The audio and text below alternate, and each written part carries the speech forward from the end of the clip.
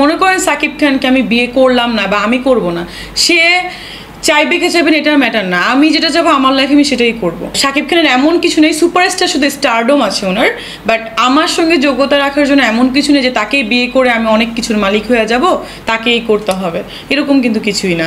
So যদি ওই দিক থেকে বলেন, আমার ফ্যামিলি কখনোই সাকিব খানের সাথে আমাকে বিয়ে দিবে না।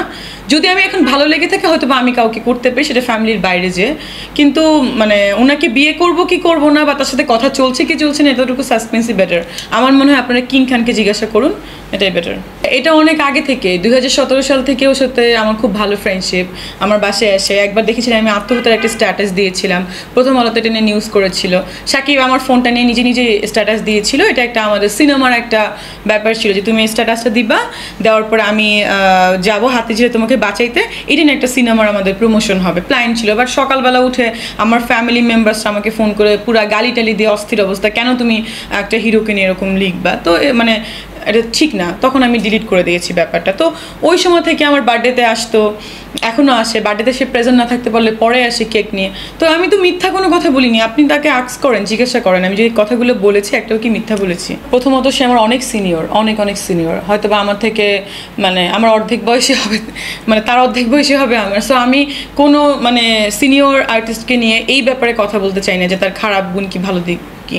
তার আমি ভালো দিকই সবসময় দেখেছি, নাহলে কিন্তু আজকে সে সুপারস্টার হতে পারতো না।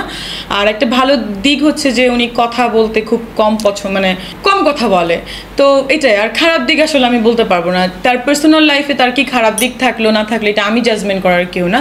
একান্ত যে যার পার্সোনাল লাইফ কীভাবে চালাবে, আমি আমার পার্সোনাল লাইফ কীভাবে চালাবে, একান্ত সেটা আমার ব্যক্তিগত ব্যাপার। বিকজ আমরা 18+, সো 18+ হলে বাবা মাও কিছু বলার রাইটস রাখে না আইনে যদি আপনি আসেন। দু একটাই বলেছি, যেমন নক্ষত্রতে বাপ্পি থাকবে, সরি নক্ষত্র তো মনে হয় সাইমন বাদর আজাদ কেউ একজন থাকবে, আই ডোন্ট নো, ডিরেক্টর জানে, মোস্তাফিজুর রহমান মানিক ভাই। আর কি বলে দেহ সালমান হায়দারের, ওটাতে বাপ্পি থাকবে, হয়তো বা রোশন, বাট আমার জানার মধ্যে বাপ্পিকে সাইনিং করেছে। আর থার্ড হচ্ছে যে শেখ রাসেলের আর্তনাদ, ওটা তো অনেক একটা আর্টিস্ট বহুল মানে একটা সিনেমা, মৌসুমী আপু থাকবে, শাবনূর আপু থাকবে, অপু দিদি থাকবে, রোশান, বাপি, এভরিওয়ান থাকবে, আরিফিন শুভ থাকবে। আমি জানি না, ওটা ডিরেক্টর ভালো বলতে পারবে না, আমাকে যা বলেছিলেন আমি তাই জানি। আর হচ্ছে যেটা আত্মঘাতী, ওটা আসলে আমি এখন বলতে চাচ্ছি না।